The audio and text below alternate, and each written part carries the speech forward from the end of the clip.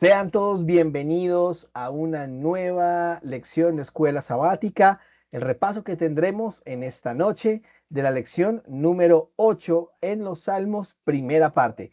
Queremos dar la bienvenida y agradecer a todos los que nos han apoyado, los que han visto nuestros videos, el material que hemos preparado de manera muy especial para todos ustedes.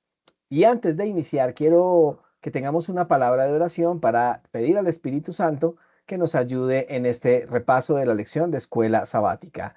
Así que los invito para que oremos. Te damos gracias, buen Dios, por esta bella lección que tuvimos durante la semana. Queremos implorar la presencia de tu Santo Espíritu y el poder de Él para poder entender lo que nos quieres enseñar. Que estos apuntes ayuden a profundizar más la escuela sabática y sobre todo, Padre, que la sabiduría venga del cielo. Perdónanos por todos nuestros pecados y por favor, cúbrenos con la sangre de Cristo en el nombre de Jesús. Amén, Señor. Amén. Muy bien. Entonces, iniciaremos para compartir nuestra presentación del día de hoy y para ello la tenemos allí. Vamos a ir. Eso es. Empezamos con el versículo de memoria. Lo encontramos allí en Apocalipsis 14 y el versículo 1 que dice lo siguiente. Y miré, y he aquí el Cordero estaba en pie sobre el monte Sión, y con él 144,000 que tenían el nombre de su Padre escrito en sus frentes.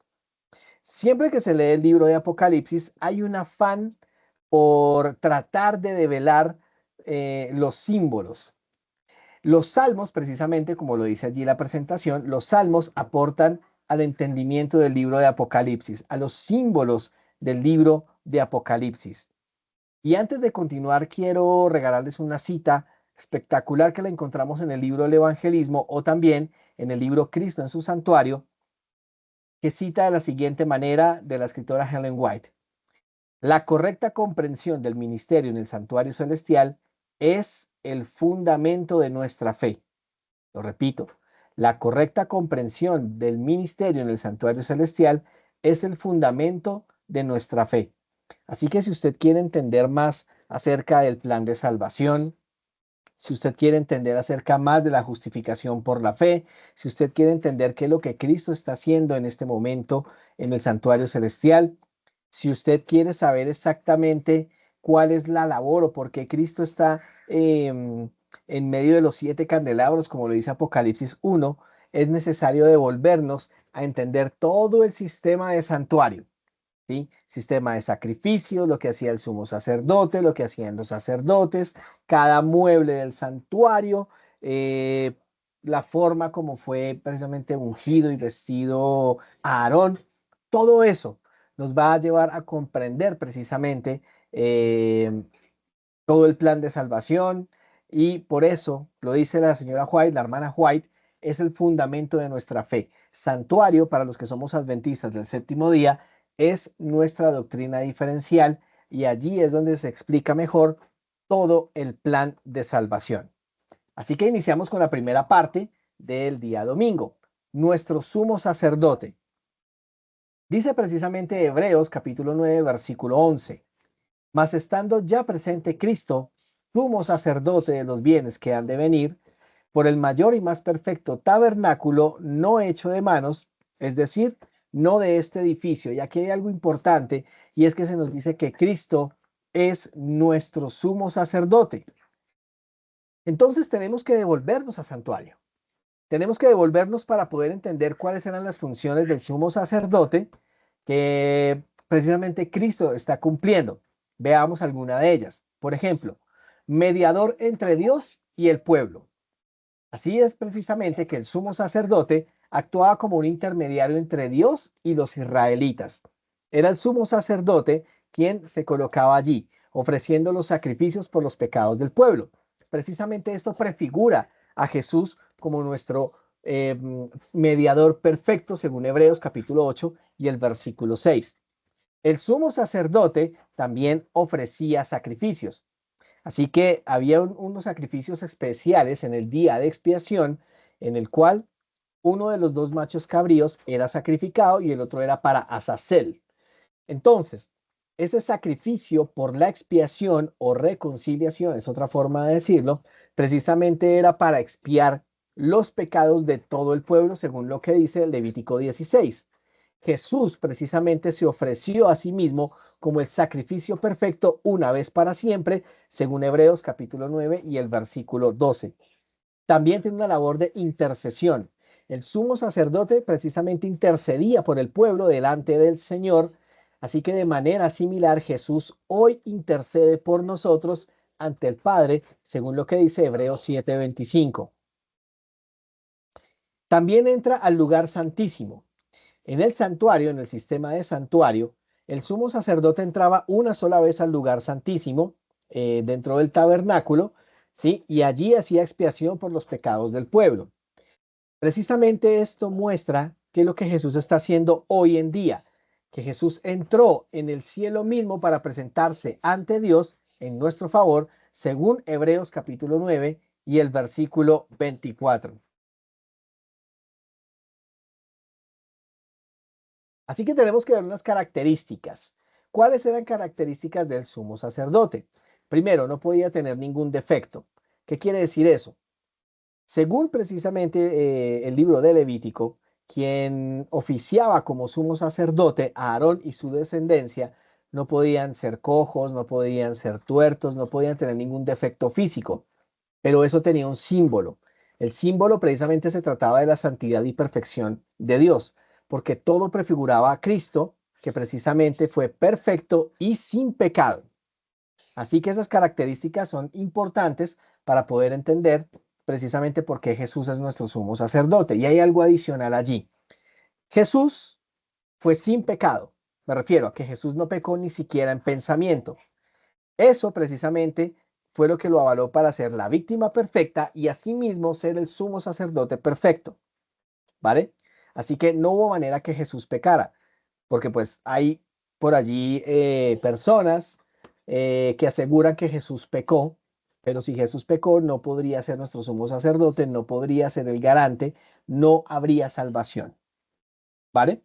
Así que en este orden de ideas vamos a ver precisamente cómo en Apocalipsis 1 y 4 se pueden ver el candelabro de 7 brazos. El listado que estamos viendo en la pantalla pertenece precisamente a cosas y elementos del santuario que se ven en el libro de Apocalipsis. Así que para poder entender Apocalipsis, también debemos estudiar santuario porque hay muchos elementos allí. Por ejemplo, en Apocalipsis 1 y Apocalipsis 4 se habla del candelabro de 7 brazos. En Apocalipsis 8 se nombra el altar de incienso. En Apocalipsis 9 se nombra los 4 cuernos del altar de incienso. ¿Vale? En Apocalipsis 11 se nombra el lugar santísimo y el arca de la alianza. Específicamente, cuando en Apocalipsis 11:19 dice que el templo fue abierto y se vio el arca del pacto, esa palabra templo en el griego significa un templecillo, una capillita, ¿sí? Un lugar pequeño. Y precisamente cuando se abre y se ve el arca de la alianza, está hablando del lugar santísimo. Finalmente, en Apocalipsis 15 también se habla del santuario o el templo. De hecho, santuario, la palabra santuario aparece 192 veces en la Biblia y todas se refieren precisamente al santuario donde se adoraba al Señor, donde se hacían todos los servicios en favor y expiación de la humanidad pecadora. Ahora, precisamente, ¿qué es lo que Jesucristo nos da a través de su servicio en el santuario? Paz, seguridad, alabanza, pero también juicio. Porque precisamente, y eso tiene que ver con el mensaje de los 3 ángeles, actualmente y en este momento se está llevando a cabo una obra de juicio. Así que pasando al siguiente punto de la lección, encontramos dos importantes citas que se encuentran en el Salmo 15:1 y en el Salmo 24:3, las cuales dicen lo siguiente. Jehová, ¿quién habitará en tu tabernáculo? ¿Quién morará en tu monte santo? 24:3 dice lo siguiente, ¿quién subirá al monte de Jehová y quién estará en su lugar santo? Es muy importante esto que estamos viendo porque nos presenta una serie de preguntas para saber exactamente qué hijos de Dios o qué personas podrán habitar el cielo. ¿Quiénes van a poder habitar en el Monte Santo? ¿Quiénes van a poder habitar dentro del santuario? Es muy importante esa pregunta. Así que vamos a ver precisamente las respuestas que nos muestra la escritura a través de esta presentación. Así que fíjense que el Salmo 15, el Salmo 24 y Apocalipsis 14 nos presentan una serie de características. Y fíjense lo siguiente: el que anda en integridad y hace justicia y habla la verdad en su corazón, el que no calumnia con su lengua ni hace mal a su prójimo, ni admite reproche alguno contra su vecino, aquel cuyos ojos el vil es menospreciado, pero honra a los que temen a Jehová. El que aún jugando, perdón, el que aún jurando, perdón, el que aún jurando en daño suyo, no por eso cambia. Quien su dinero no dio a usura, ni contra el inocente admitió cohecho. El que hace estas cosas no resbalará jamás. Y el capítulo 24 de los Salmos nos dice lo siguiente: las características de quien podrá habitar el monte santo, el limpio de manos y de puro corazón, el que no ha elevado su alma a cosas vanas, ni jurado con engaño. Él recibirá la bendición del Señor y la justicia del Dios de la salvación. Tal es la generación de los que le buscan, de los que buscan tu rostro, oh Dios de Jacob, Shelah. Y Apocalipsis 14 agrega algo más: los que siguen al Cordero por donde quiera que va. Ahora, esto nos pone a pensar si realmente hay algún ser humano que cumpla con todas las características a la perfección. Y es un momento tremendo el que se viene, porque eso nos debe llevar a pensar. Primera de Juan capítulo 1 y el versículo 8 nos dice lo siguiente: si decimos que no tenemos pecado, nos engañamos a nosotros mismos y la verdad no está en nosotros. Y aquí voy a hacer una pausa, porque resulta, pasa y acontece que todos somos pecadores. No hay una sola persona en este momento que pueda decir: yo jamás dije mentiras, o que nunca calumnié a mi prójimo, o que tal vez no admití el soborno, o que no lo ofrecí. Somos de labios mentirosos, nuestra naturaleza pecaminosa gana.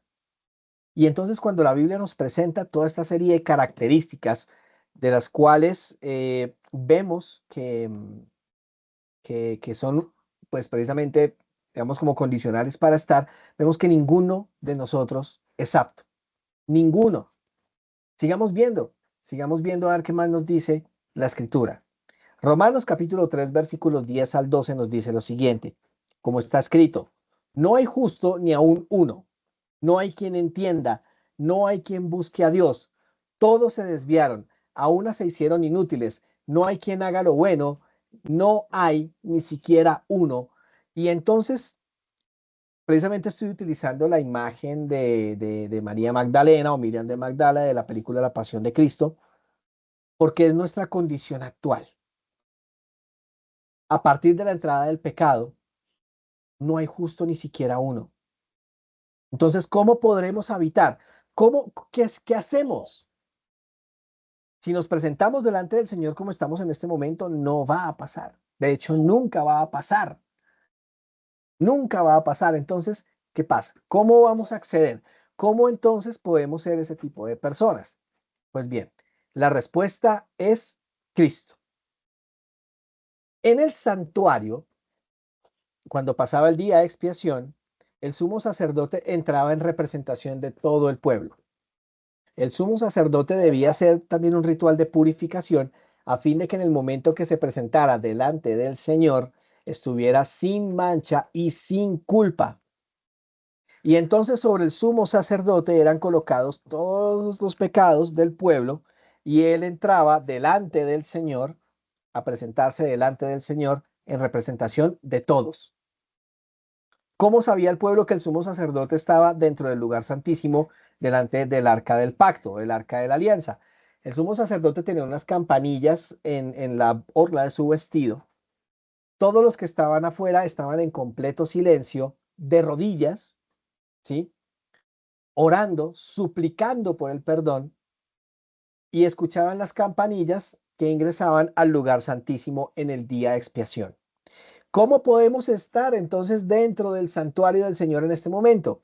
Cristo, nuestro sumo sacerdote, se presenta delante del Padre, representándonos a todos y cada uno de nosotros, lo que les hemos aceptado, ¿sí? Lo que le hemos aceptado como Salvador, los que hemos dicho, Señor, tú eres mi Salvador, acepto tu sacrificio sustitutivo y ahora te acepto, Señor, como mi garante delante del Señor, que es lo único que a mí me puede justificar, no más. ¿Vale? Entonces, fíjense cómo la justificación por la fe se explica en el santuario. Filipenses capítulo 3, versículo 9 nos dice lo siguiente: y ser hallado en él, no teniendo mi propia justicia. Fíjense que Jesús le habló a los fariseos diciendo, eh, bueno, hablando de la justicia de los fariseos, si vuestra justicia no es mayor que la de los fariseos, porque ellos se justificaban o pensaban que se justificaban por sus hechos, por sus obras, por una aparente obediencia, ¿sí? Por eso dice Pablo, y ser hallado en él, no teniendo mi justicia, que es por la ley, sino por la que es por la fe de Cristo. La justicia que es de Dios por la fe. Entonces, para todos los que están aquí, la ley no justifica, pero eso no quiere decir que no tengamos que obedecerla, son cosas diferentes. ¿Cómo podemos entonces estar en el santuario? ¿Cómo podemos entonces habitar en el monte santo? ¿Cómo podemos entonces estar delante de Dios? La respuesta es por Jesús, a través de Jesús, por Jesús, ¿vale?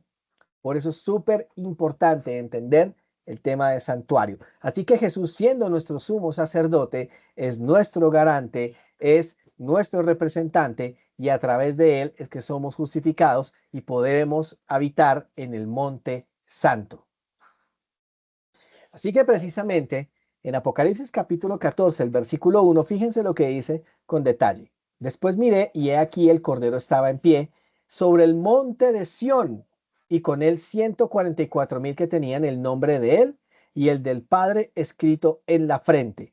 Y esta parte del nombre de él y del Padre escrito en la frente tiene que ver mucho con algo que vamos a ver más adelante, que es el carácter, ¿sí? El carácter de Dios, ¿vale? Entonces dice que después mire, y aquí el Cordero estaba en pie sobre el monte Sión. Y con él, entonces fíjense que estos 144,000 que habla la Biblia, ¿sí? Pueden estar en el monte Sión porque siguen al Cordero. El Cordero es quien los lleva. Es Jesús quien lleva victorioso a ese pueblo cuando venga por segunda vez y a través de él y por él es que pueden entrar en el monte Sión, en el santuario del Señor. Amén. Gloria a su nombre. Así que pasamos a la siguiente parte de la lección que dice la ley en nuestros corazones, que es la parte del día martes. Dice Éxodo 34, versículos 5 al 7. Y el Señor descendió en la nube y estuvo allí con él, proclamando el nombre del Señor.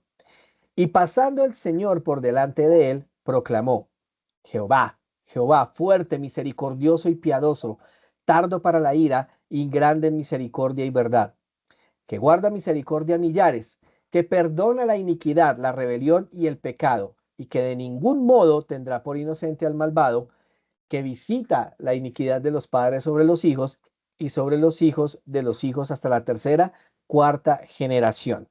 Ahora, hay algo importante allí y es que eh, Dios está describiendo su carácter. Y se habla del nombre del Señor, el nombre de Jehová. Precisamente su nombre lo que indica es su carácter. Anterior, o bueno, ahora simplemente se colocan los nombres sin tener en cuenta su significado. En el caso de Colombia, generalmente se colocan nombres como que combinen y suenen bonito, pero no tienen un significado. Entonces, y de hecho hay unas combinaciones bastante raras, en algunas son jocosas, pero a lo que voy es como más un tema de moda. Antiguamente los nombres se colocaban para representar el carácter de una persona. Entonces, el caso de Moisés, salvado de las aguas, ¿m? El caso de Jacob, su plantador, Israel, el que luchó con Dios y prevaleció, David, el amado de Jehová o el ungido de Jehová. Caleb, el que es osado, ¿sí? O también significa perro, dependiendo del contexto. Y entonces vemos que los nombres eran puestos precisamente para representar el carácter. Lo mismo pasa con Dios. Su nombre refleja su carácter y aquí nos está dando apenas una breve descripción, que es grande, que es misericordioso, que es piadoso, pero que no va a tener por inocente al que es culpable. ¿Mm? Y entonces Moisés le pide al Señor que le muestre su gloria.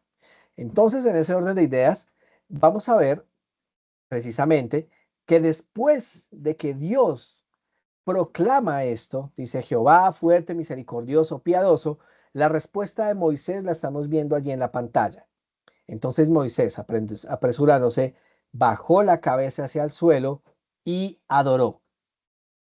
Cuando nosotros entendemos o empezamos a entender el carácter de Dios, esta es la respuesta inmediata. Simplemente bajar la cabeza hacia el suelo y adorarlo, así como lo hizo Moisés. Entonces, precisamente, Dios, ¿sí? Dios que quiere estar entre su pueblo, viene a mostrar su gloria o su carácter a través de tres cosas. Su gloria es su carácter. Su nombre muestra su carácter y su ley es una muestra de su carácter. La ley no puede ser imperfecta, no puede ser anulada. Jesús no la vino a anular precisamente porque es una muestra del carácter de Dios. Cuando el tercer mandamiento dice que no hay que tomar en vano el nombre de Dios, es algo tan sagrado, es algo tan importante que precisamente su nombre muestra su carácter. Y finalmente, ese carácter es su gloria. Bien, entonces dice la escritura que aquellos 144,000 tienen el nombre de él y del Padre escritos en la frente. No se trata de una señal visible, sino que se trata precisamente de que estas personas muestran el carácter de Dios, de que este grupo de hijos de Dios muestran es el carácter perfecto del Señor, no el propio, no el de la naturaleza pecaminosa. Por eso es muy importante que aprendamos a caminar, como lo hizo Enoc, caminar con Dios a fin de que todo lo que nosotros hagamos no muestre nuestro carácter malo y feo, sino que muestre el carácter de Dios. Dice precisamente Primera de Juan capítulo 5 versículo 3, hablando de la ley de Dios, de los mandamientos. Pues este es el amor de Dios, que guardemos sus mandamientos y sus mandamientos no son pesados o no son gravosos, dicen otras versiones. Y es importante porque cuando Moisés, precisamente, agacha la cabeza hacia el suelo y adora, hay en él un impulso de obedecer a Dios por amor, no porque quiera justificarse. De hecho, dato curioso, no hay un solo registro en la Biblia donde diga que una persona se salvó por guardar la ley.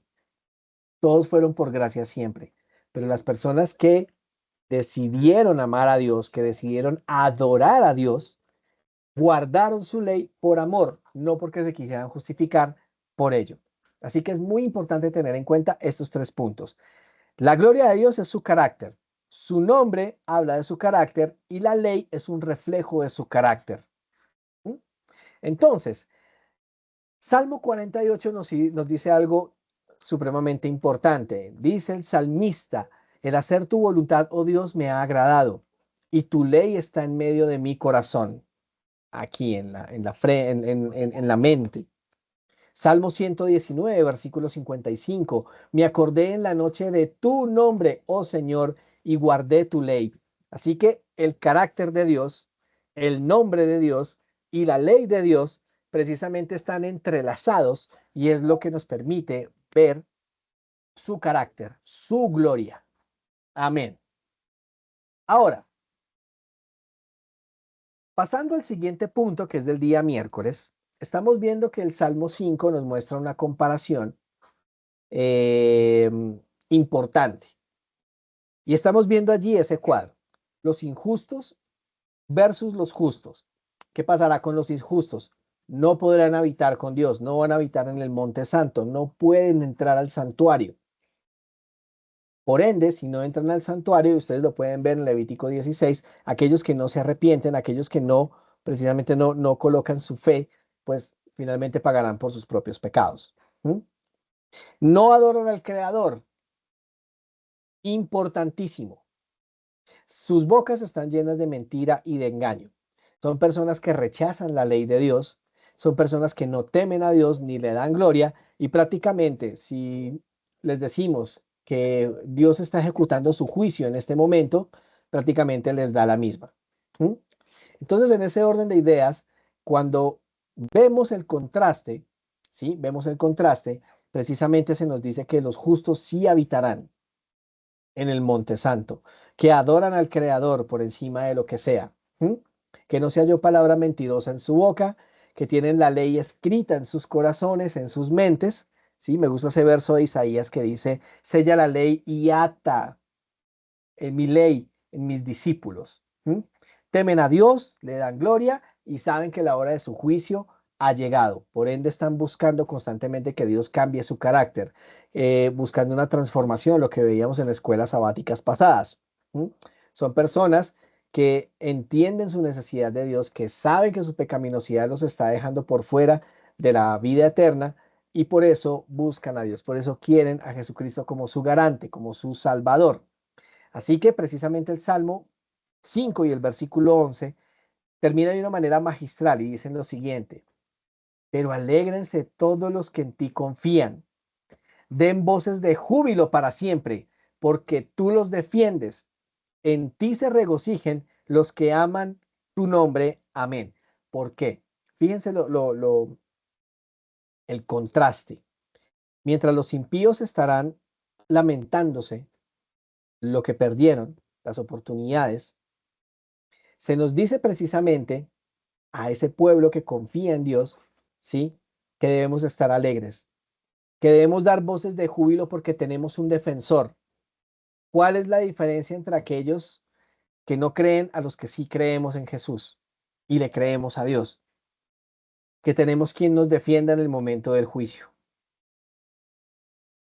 que tenemos a alguien como garante para poder estar en el santuario, ¿sí? En el monte Sión,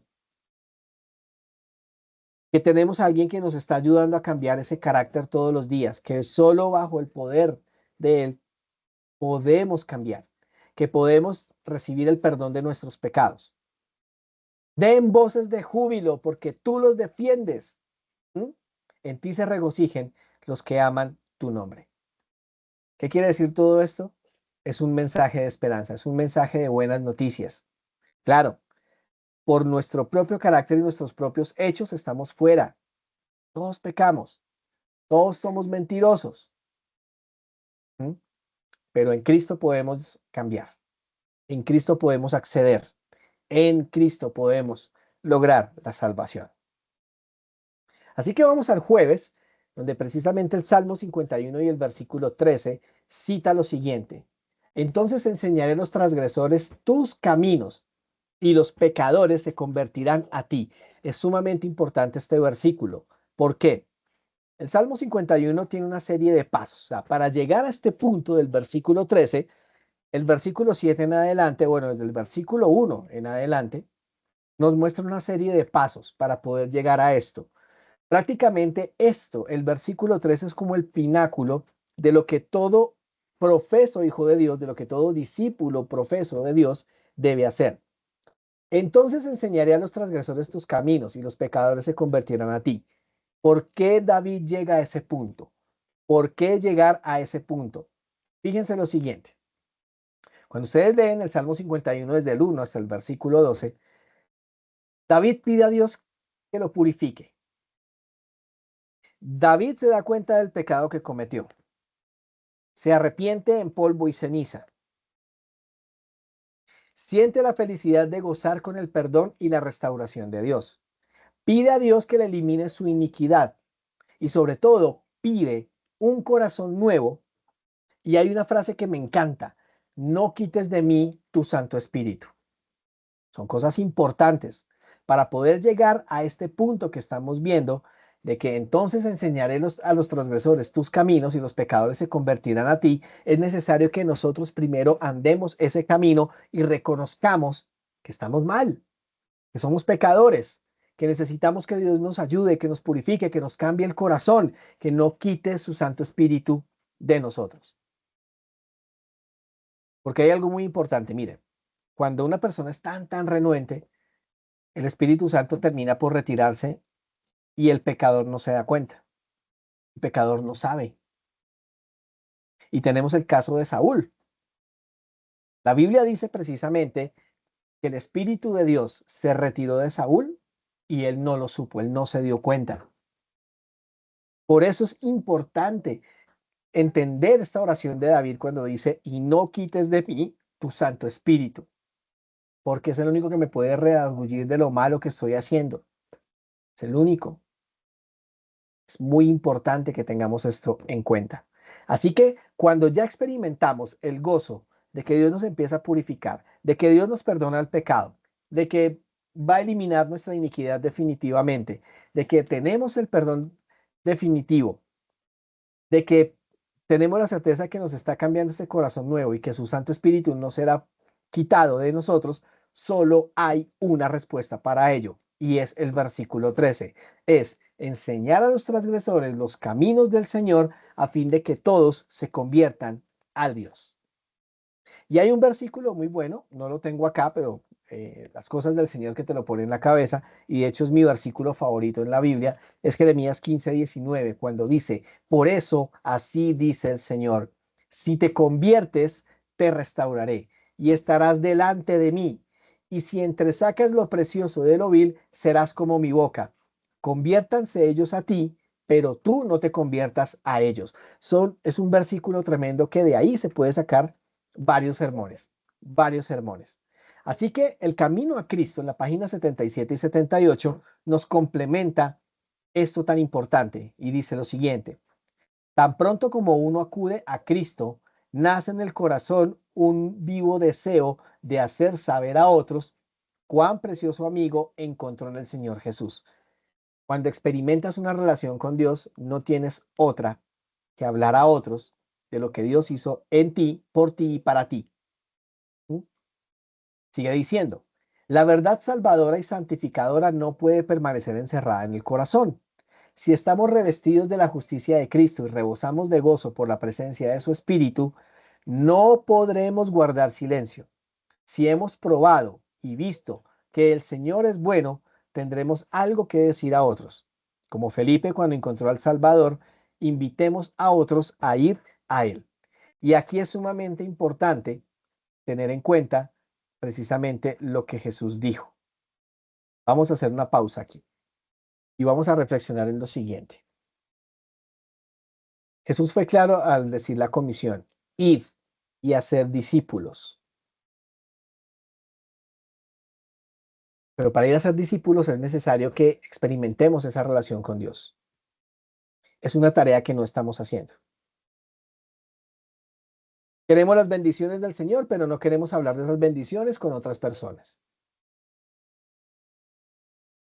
Y es lamentable porque no estamos haciendo la obra. Es lamentable porque cuando Dios manda entonces personas a la iglesia, y de esto voy a contar una anécdota que pasó hace unos meses, bueno, de hecho hace unos años, em, había entrado, bueno, una iglesia estaba orando tremendamente por, Señor, envíanos personas para que les prediquemos el evangelio, para que mostremos tu amor, y oraban y oraban y oraban, y llegó una habitante de calle a esa iglesia. Lo que hicieron fue apartarlo. Lo mandaron lejos, mire, si usted quiere escuchar, váyase por allá lejitos, que es que el olor pues suyo nos... Y está pasando en muchas partes, pasa en muchas partes. No queremos salir, Dios está enviando personas, pero no estamos haciendo su obra.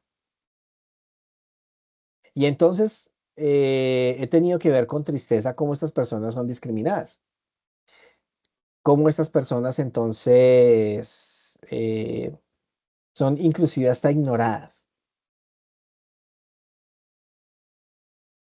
Y haciendo un símil, volviendo a santuario, El incienso tenía que quemarse por una razón. En promedio se mataban 2 millones o se mataron cerca por año, cerca de 2 millones de corderos, ¿sí? De animales limpios. Para los que han olido la sangre cuando se seca, cuando se pudre, huele horrible. Y todo esto está dentro del santuario. Y para eso era el incienso, tratar de que oliera medio bien, porque el santuario olía horrible. Y recuerde que lo que entraba allí era la sangre del pecador. Cuando esto lo vamos a poner en el símbolo, los pecados que entran en el santuario celestial son horribles, o sea, el santuario está contaminado, es horrible. Si le pusiéramos un olor, oleríamos peor que un habitante de calle. Delante del Señor nuestras abominaciones no nos permiten estar en su presencia, pero fíjense que Dios no nos echa. Entonces no estamos haciendo la obra. Queremos la experiencia con Dios, queremos las bendiciones de Dios, pero no queremos compartirlas con los demás. ¿Mm? Y todo esto que tiene que ver con el mensaje de los tres ángeles. Precisamente dice la escritura que hubo un ángel que volaba por el medio del cielo y que llevaba el evangelio eterno. Y que lo predicaba a todos los moradores de la tierra, toda nación, tribu, lengua y pueblo, diciendo: temed a Dios y dale gloria, porque la hora de su juicio ha llegado, y adorad al que hizo los cielos, la tierra, el mar y las fuentes de las aguas. Así que es muy importante que lo tengamos en cuenta. Tenemos a Cristo como nuestro sumo sacerdote. Vayamos a santuario para entender todo el plan de salvación. Y no olviden seguirme en mis redes sociales como Gordo Adventista, en YouTube y también en TikTok. Así que allí los espero y quiero invitarlos a que terminemos con una palabra de oración para terminar nuestro repaso de la lección de esta semana. Oremos. Te damos gracias, buen Padre y buen Dios, por esta bella oportunidad de estudiar tu palabra. Te imploramos que nos ayudes a interiorizarla. Gracias por Cristo, nuestro sumo sacerdote. Gracias también por dejarnos claro el plan de salvación a través del santuario. Y queremos implorar que nos acompañes durante el resto de este fin de semana. Y gracias por tu amor. En el nombre de Jesús. Amén, Señor. Amén.